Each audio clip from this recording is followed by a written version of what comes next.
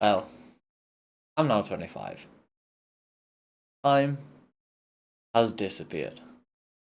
Life has gone so quickly. It is ridiculous. I in no way feel like I should be 25. It is insane that I am a trusted adult and there is definitely not even a young adult anymore. Like I'm just an adult. Like that just is what it is. Um I thought I saw when I was younger, I think it was Emma Blackery or something, do these like 20 things at 20, 25 things at 25, whatever. Little lessons that they've learned throughout life. And I thought I feel like it would be an interesting thing to do. More for myself than I think anybody else. Just so as I'm getting older, I'm becoming a bit more sentimental and like I definitely like having videos and stuff that I can look back on. So I feel like if I do this, it gives me something to look back on, a little insight into my mentality at 25. And, give it another 5 years, I'll do one at 30. Um, so I made a load of notes. 25 things at 25. So I'm going to be looking here a little bit as to where the monitor is. Um, and some of these I'll elaborate on in depth. Some of them I'll probably just say it and move on. Uh, some of them are pretty self-explanatory, but yeah, I feel like it's an interesting topic. It's an interesting thing for me to be able to look back on what my mentality is at 25 and see how that changes because it's definitely changed from like when I was 18, for example. Um, so this is probably not for everybody. Most people will probably get bored halfway through this. But this is more for me. If you enjoy watching it, enjoy. But number one, I put have no expectations. It is definitely a lesson that I think brings the most peace. Um, and it's why it's number one. The rest of these are a bit. There's no real order to them, but have no expectations is definitely number one for me. And it's not to say it in a sense of expect disappointment or anything. It's literally like have no expectations. If you go into situations expecting something, be it a date, be it a friendship, be it a family relation, whatever it is, with an expectation of what you think they should say or do, how you think they should be enact, and etc. etc. You are already setting yourself up for a failure because you're projecting an expectation onto something and they may not even understand that you have this expectation, so now you're being upset or disappointed or whatever it is that they're not meeting your expectations even though this person has no idea you have these expectations of them. And yeah, that's it's definitely been a big one for me, like learning to have little to no expectations from people, situations, life has definitely helped me not only be okay when things do go wrong, but appreciate when things go right as well. Because I have no expectations, when things do go well or when things are, looking up or I'm having a fun time with people, whatever it is, like I've learned to appreciate that even more because once again there was no expectation of it being a good time. So now that it is a good time, I love it.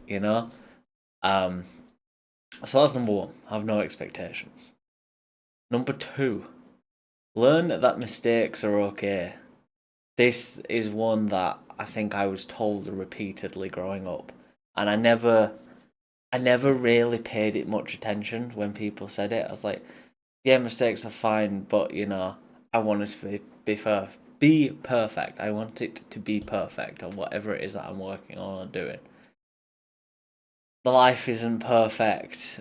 I think that one of these on here, if I don't do it if it isn't. Oh yeah, it is on there. One of my later points ties into this a little bit, but mistakes are okay. Nobody is perfect. Nothing is perfect, and if anything, it's from my mistakes that I've learned the most. You learn nothing by being right all the time. You learn nothing by doing everything correct first try.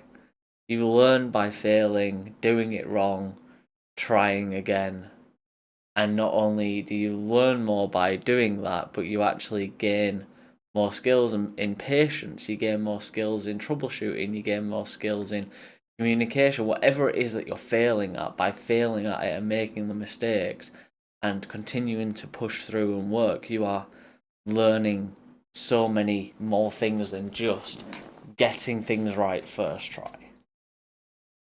Never be afraid to say you don't know something. So this ties very much into the mistakes one. This is number 3. But it's more.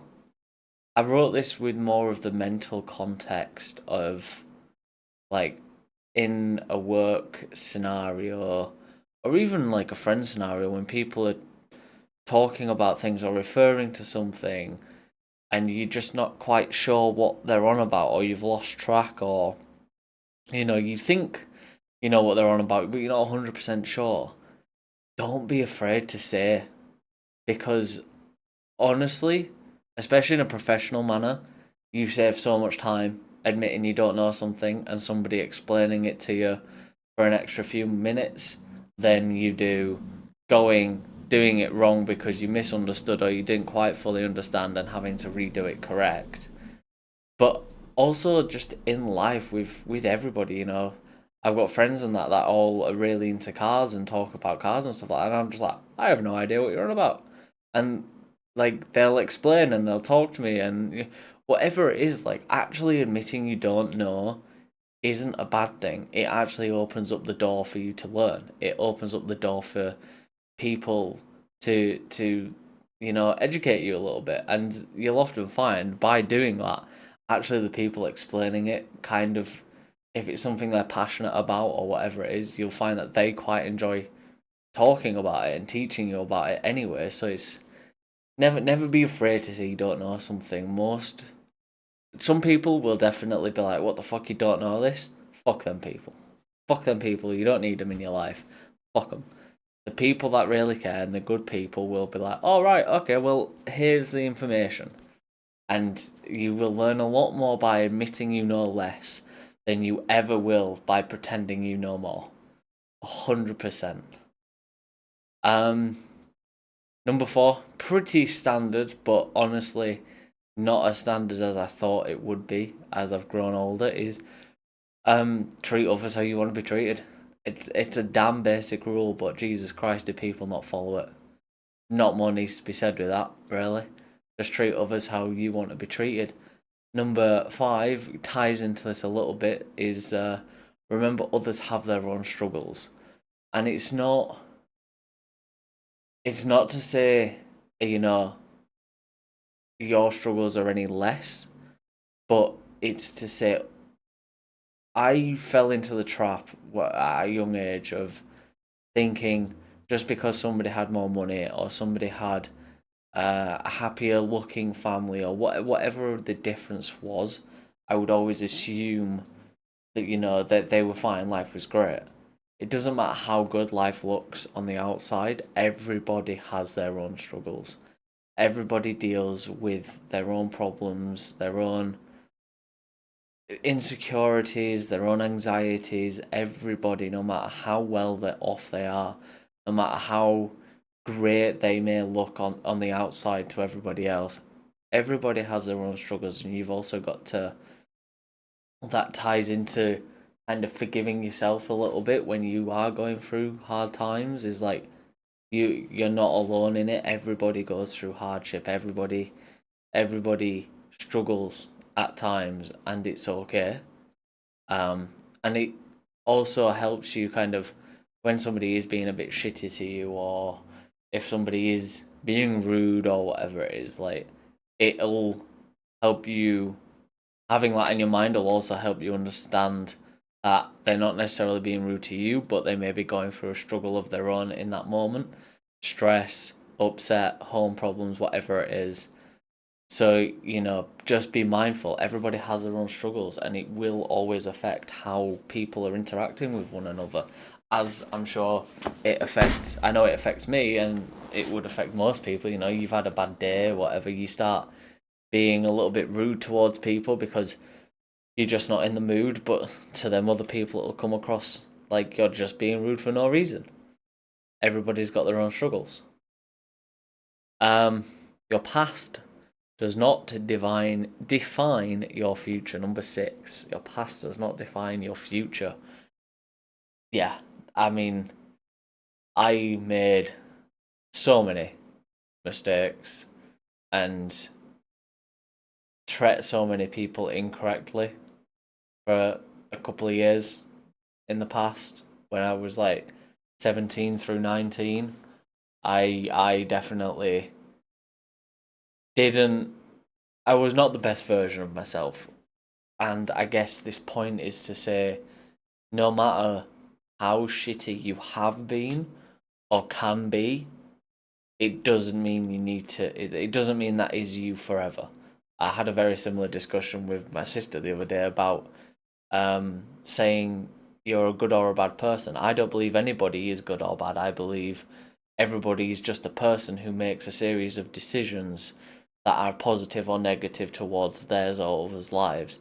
I don't think anybody is any extreme of the other. Now, before you start throwing cases of me of mass murderers and whatever else, sure, there are definitely extremes of this, but as a general understanding of most people, I like to think that there isn't good or bad people. There are just people trying their best to make the right decisions, and sometimes it's wrong. Sometimes it comes across as a bad person, as a bad decision, but ultimately, I've actually written this as point number 7. So 6 and 7 tie in together. Point number 7 is there is no good, there is no bad. There are just people trying their best. So your past doesn't define your future, is meaning just because you have acted a certain way or you've made a certain mistake, that doesn't mean you're like destined to be that version of yourself forever. You can change, and it's okay to change, and it's okay to be wrong, and it's okay to be called a dickhead, and it's okay for your friends to, it's okay to be wrong and, change to be a better version of yourself in the future. Your past does not have to be who you are forever. And there are no good, there are no bad, there are just people trying their best.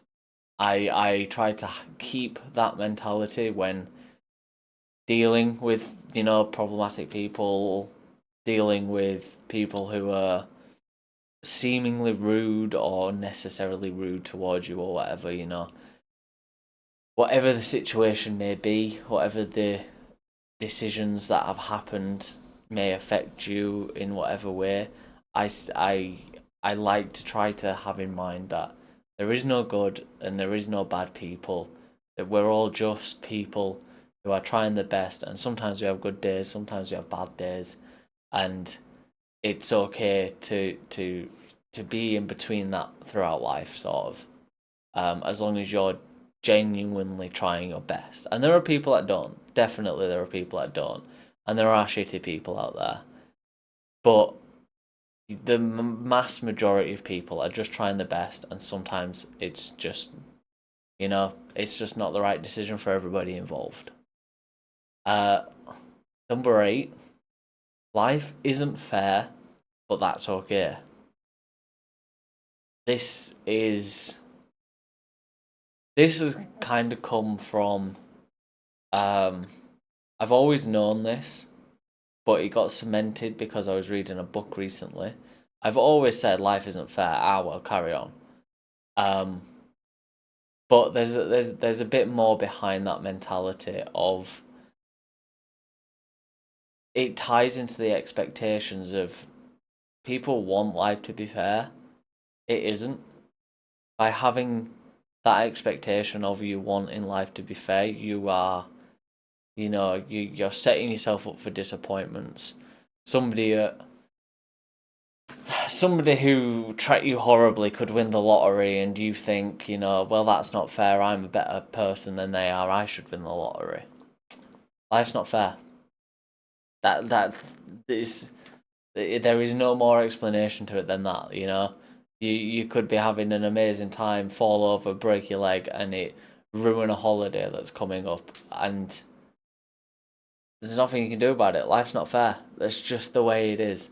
You can choose to be angry at it, or you can choose to just accept sometimes life isn't fair, and you've just got to keep moving.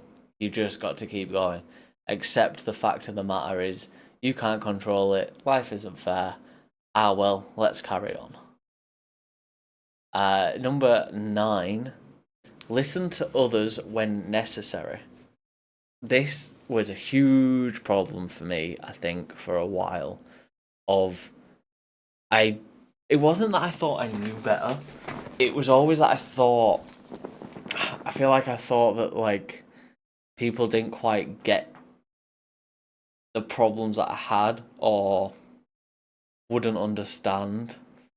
And I think there's a skill in being able to hear others out. There's a skill in being able to listen to others people's opinions on situations or whatever is going on, because as much as it may be uncomfortable for you to hear that, maybe you've dealt with a situation incorrectly, or maybe you could have done something better, or maybe you're not knowledgeable on a subject and actually the information that you do have is incorrect and you need to be educated on how to do something better in work moving forward. And all these conversations are usually uncomfortable to sit and listen to, but sometimes it's necessary. Sometimes you need to sit and have that uncomfortable conversation and listen to when other people are telling you things, because ultimately most of the time they're doing it from a place of wanting to help you improve and wanting to help you have a better understanding, better knowledge, better performance, whatever the context of the situation is. It's definitely important to learn to listen to others. Number 10, communication is key. And nobody's a mind reader. Nobody can read your mind, no matter how good they may be at telling something's up with you or understanding that you're not exactly in the best headspace, whatever it is. Unless you fully communicate what's going on in your head and you are not only clear in your communication but concise, and or you are communicating in a constructive manner. I don't mean communication by shouting and screaming at each other. I mean communication by sitting and having discussions. Be it whatever situation it is in life, romantic, a professional, family. It ties into the no expectations. You can't expect somebody to understand what's going on in your head, so you have to learn to communicate that in a positive and constructive manner that helps not only you but whatever the situation is that's happening. So communication definitely is a big skill and lesson that I had to learn. Nobody can tell what's going on in your head other than you. 11. Never assume someone is malicious. It'll always cloud your judgment. This I suppose it still ties into the expectations, but it's a bit more specific of, I guess a classic example is somebody cutting you up in traffic, or, somebody bumping into you on the street. We normally take such things as acts of aggression or acts of, ignorance or whatever it is. Not everybody in the world's out to get you. Not everybody is out to make your life miserable. Some people are just a little bit oblivious. Some people don't even realise. Some people are just having a bad day. Not everything that happens to you is an act of malicious horribleness. Not everybody is out to be horrible, and never assume somebody's being malicious in a situation, because once you make that assumption, it's hard to view whatever the situation is from a different perspective without that prejudgment there, without that prejudice already attached to it of, well, they're a dick to me, da da da da da. Like, you've already now painted them in the brush of being angry at them and then being malice. Like, try to look at it from a different perspective, remove the malice from it, look at it purely contextually, like pure fact of the matter, like, and then make a judgment. When in the wrong, number 12, when in the wrong, learn to listen. Often, people telling you that you are wrong are not attacking you, and it's okay to be wrong sometimes. We're all learning. Pretty self explanatory, that one. Um, Once again, it ties into the communication, ties into my explanation of that one, at least, of like, these conversations are usually uncomfortable, but once again, never assume somebody's being malicious.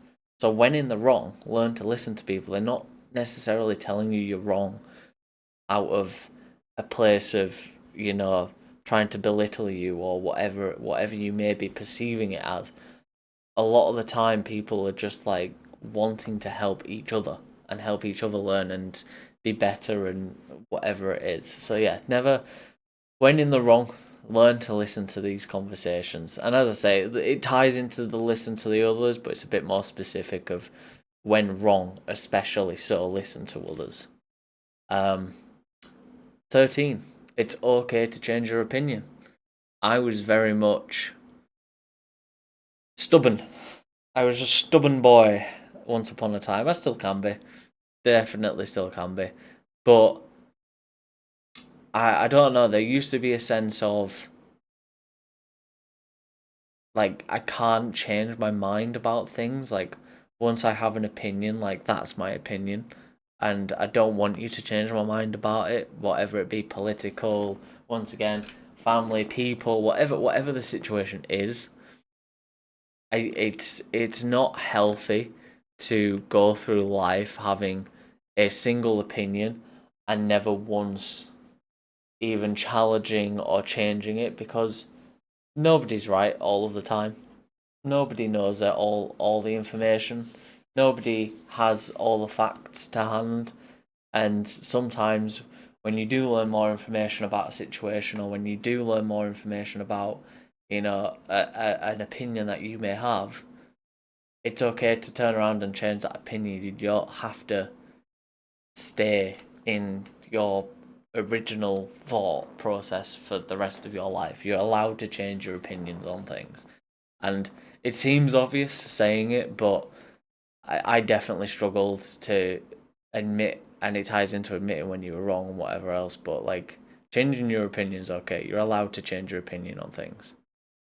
Um, 14, embrace the nerd. This is a bit more light-hearted. This was, I spent a few years definitely acting like I wasn't.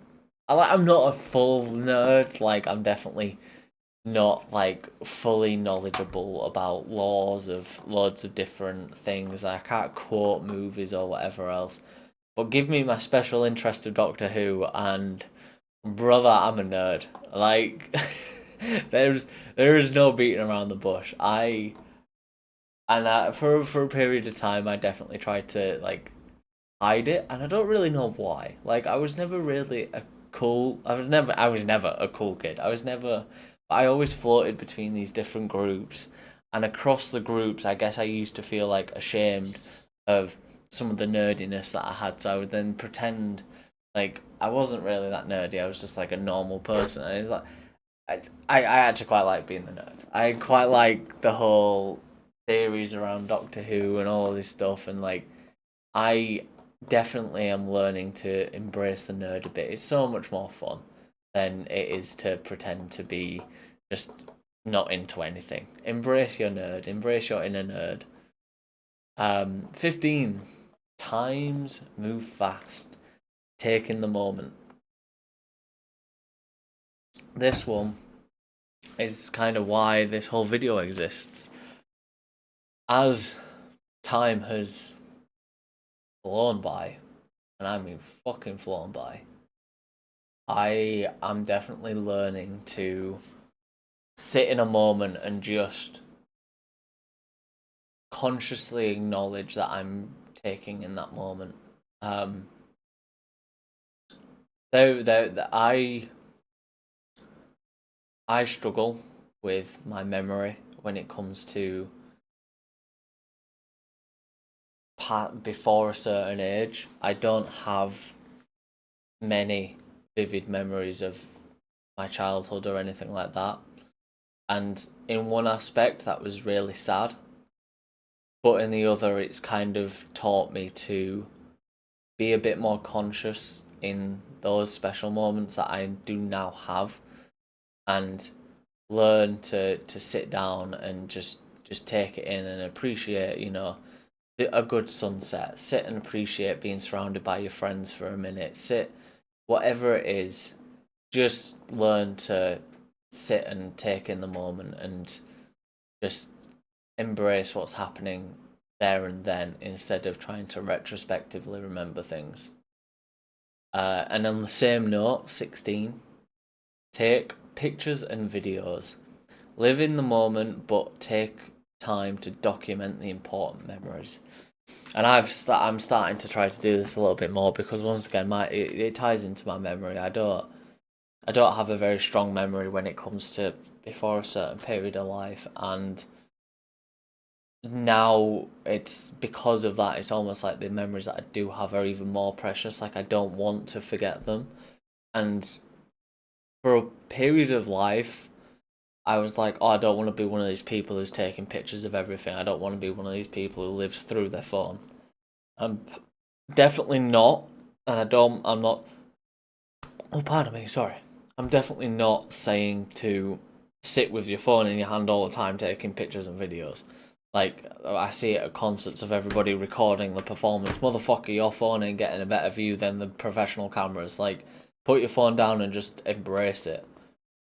But on the flip side of that, we were doing a whole load of gardening and stuff the other day, and like, I just took a second to just take a picture of everybody because it was like, it's such a everyday thing.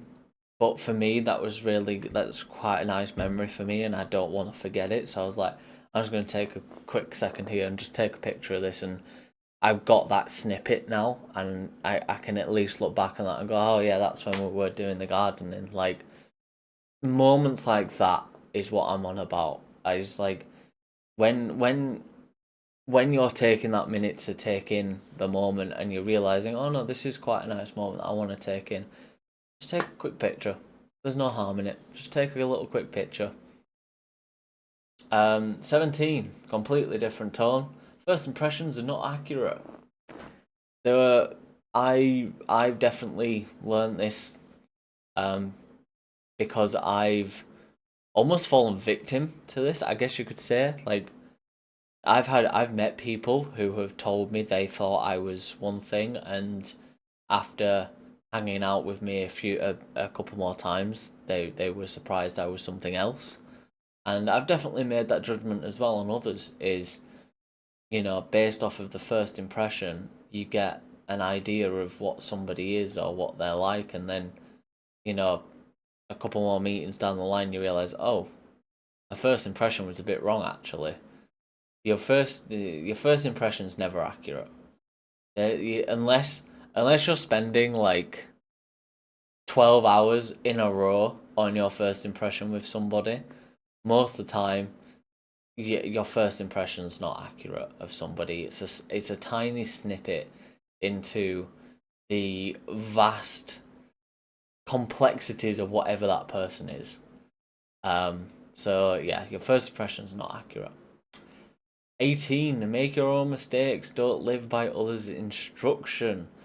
I definitely did this.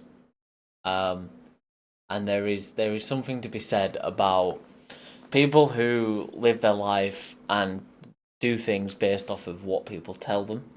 And there's a difference between people like that and people who just make decisions for themselves and go ahead and do it. I find often people who are trying to tell you what to do or what decision to make or how to live your life aren't necessarily doing it out of a place of malice. They may believe that they know better and therefore you should listen to them, but ultimately it's your life, and until you start making these mistakes, once again, you'll unless you make a mistake, you won't learn the lesson. So go and make your own decisions. Go and live your own version of life. If everybody's telling you, and obviously once again, there is huge extremes to this. If somebody's telling you not to jump off a bridge, don't jump off a fucking bridge. I mean, more like career choices, happiness choices, whatever it is. Definitely go and make your own mistakes. Go and make your own decisions in life. Make your own mistakes, because not only does it help you learn and it gives you real life experience instead of just taking somebody's word that it's a bad idea. And sometimes there are times where that's necessary to listen to. Once again, as I said, listen to others when necessary. But ultimately, the only way we learn is by doing things ourselves. We're stubborn creatures by nature. We want to prove that we're right, and there is also a level of happiness that comes with it. Is by going and making your own decisions. There's an extra sense of pride when it does go right, and an extra sense of achievement when you are proven to be correct. And you almost like life is too short to live by what everybody else is telling you to do. Like, it's your choice to do whatever you want to do in life, professionally, family, whatever it is. And people may believe they know better, but ultimately it's your choice to go and make those decisions. And yeah, I don't think I can explain that any better. I'm going in circles a little bit. 19. Material things don't matter. People do. As somebody who lost a whole load of material things at one point in time, you definitely learn that they don't matter. That I still have sentimental value to some things in my life, but there's also a side of this where it's people mean a lot more to me now than any physical possession ever will. As much as so many memories and things can be attached to a possession, I think people themselves and experiences and all of that stuff means so much more than anything materialistic that I could have now. I could sit in an empty flat with nothing to my name, but if I was surrounded by my friends, I'd be happy. Um, Number 20, the last five. These are all little. Yeah, there's two of these that are on the same. So 20 and 21. 20 is tell your friends you love them, and 21 is tell your family you love them. 20 is that they're different because I feel like, especially dudes, especially men, we do not tell each other we love each other. It's a thing. It's a patriarchy thing. Whatever you want to say, it is toxic masculinity. Whatever. I don't know, but we just don't. And I started to, and by me starting to, like, my friends then do. And as much as sometimes it might be a joke, it is. There is something to be said about expressing your love and your genuine affection for the people that mean something in your life. And as somebody who has lost a friend, very well, somewhat suddenly, um, the one important thing that we always did was tell each other we loved each other, and I definitely carry that with me through everything. Is like, you never know, and it ties into the family now as well. Is like, you never know the last time you're going to talk to somebody. You never know that what happens next. You never know what tomorrow brings, and there is there is no harm in telling the people that you care for them. That there's tell people you love them. Life is too short to be macho or masculine about it. That life is shit goes by way too quickly to be precious about this. People, it's it's nice to hear that you're loved. It's also nice to share that love and tell other people they're loved and appreciated as well. So definitely 20 and 21, tell your friends and family that you love them. 22, learn to be okay in your own company. Now, this is one that I only recently learned in the past couple of years. I was very much. I learned that I'm a people person. I'm definitely a people person. I love being in social situations and surrounded by the people, my friends, my family, the people that I love.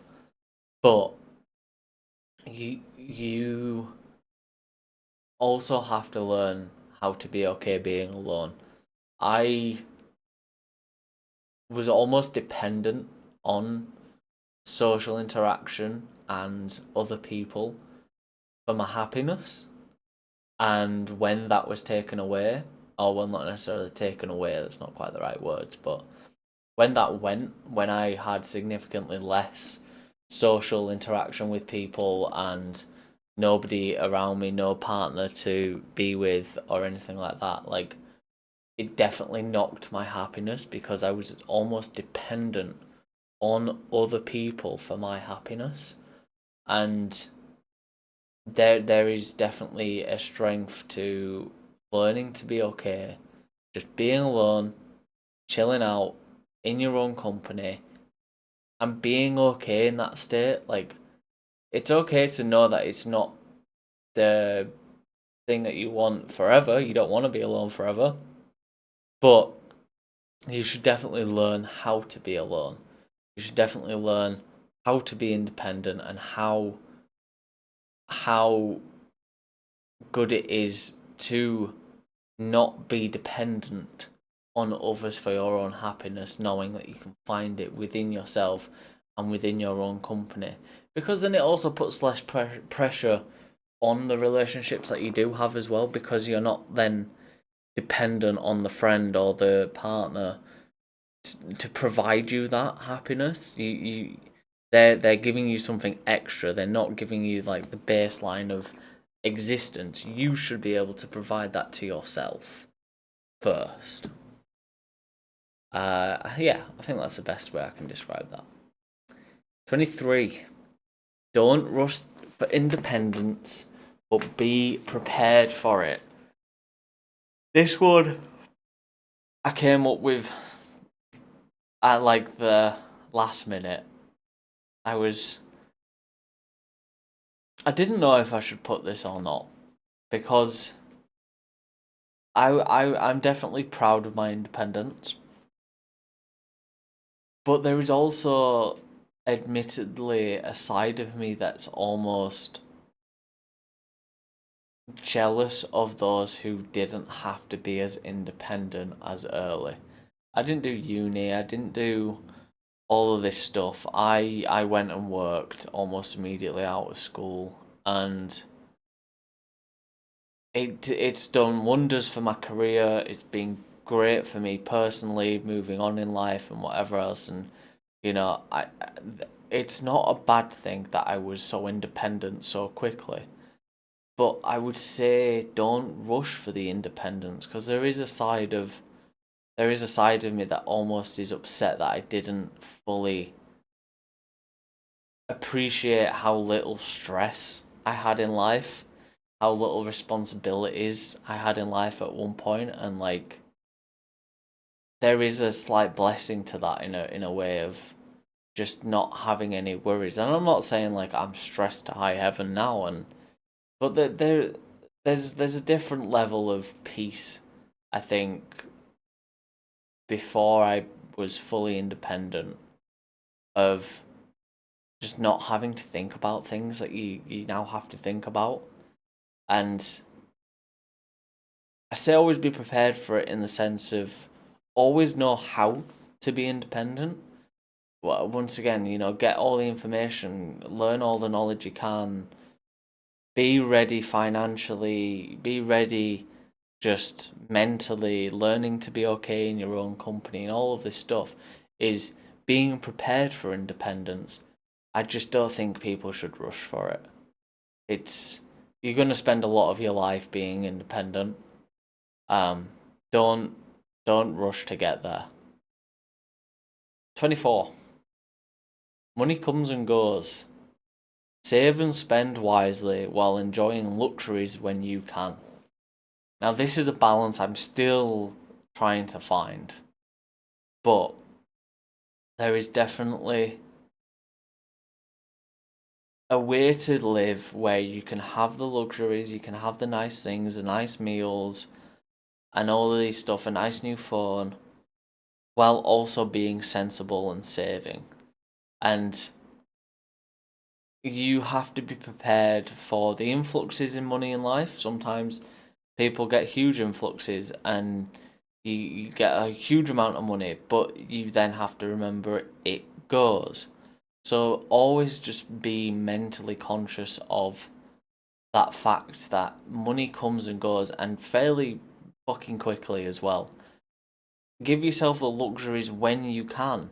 Don't always be worried about the next problem. I've spent a long time recuperating my finances after problem after problem after problem, just moving a couple of times, changing car, bills, whatever it is. Like, I spent a lot of time stressing about getting to a certain level of finance, and then I almost didn't give myself any luxuries in life, and it became quite a miserable existence for a while.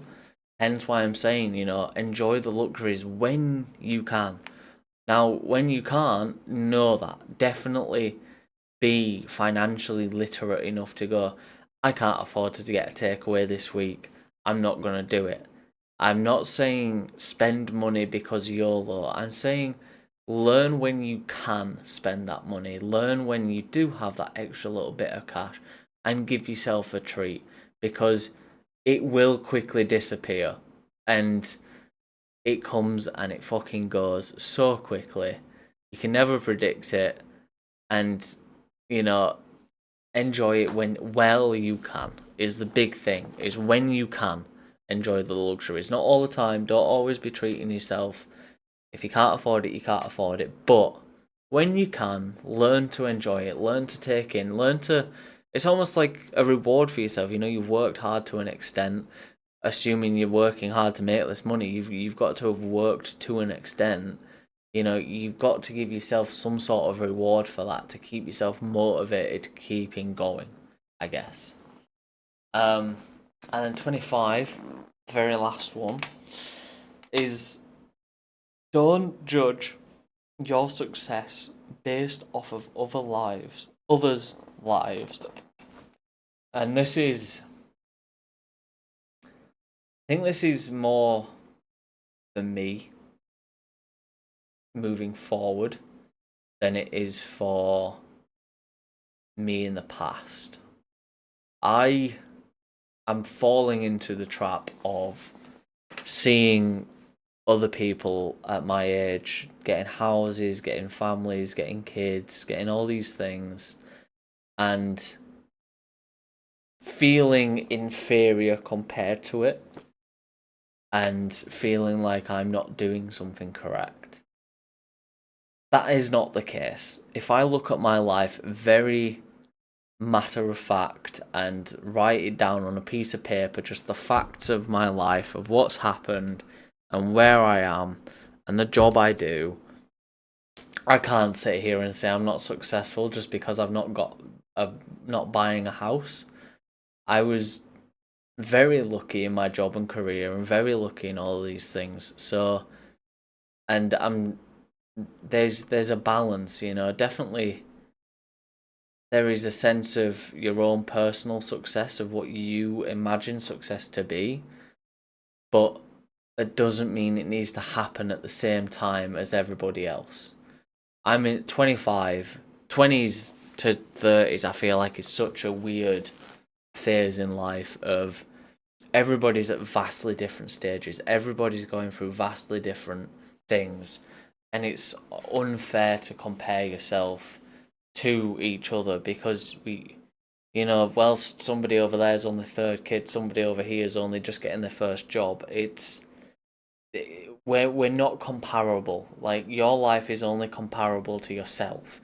We are not equally comparable to one another's. We all come from different situations, different people, different circumstances, and your success is not based off of other people's lives. You've got to let that happen separate from your own mentality of success. And comparing yourself to others won't get you anywhere. Compare yourself to previous versions of yourself always. Always try to be better than your past. Most definitely. But I don't think it's a healthy thing to compare yourself to others and try to judge your success in life based off of where others are in life, because once again, everybody's got their own struggles as well. You have no idea what's going on in other people's lives. So as much as, once again, on the outside they may seem very put together, very successful, very whatever, you have no idea what's going on behind the closed doors. So judge yourself based off of yourself. Don't judge your life or your success off of others. You're only comparable to your past self. And as long as you're working towards being a better version of yourself, then nobody can tell you any differently. You've just keep working on being a better version of you and let other people live their lives. You're not comparable. You're not better than them. They're not better than you. You're all aiming to be better than yourselves. And I think that's all I have to say. I definitely rambled. I could have definitely sat and scripted this and it probably be better. Could have probably used better words and explained things better, but I quite like the honestness of this. And as I say, this is more for me moving forward to look back on than it is for other people. If somebody else watches this and enjoys it, great. Thank you. Thank you for watching. I hope I've at least said something that helps you in life, maybe. Who knows? But yeah, that's 25 things that I have learned by 25. Tune in 5 years to hear 30 things that I've learned by 30.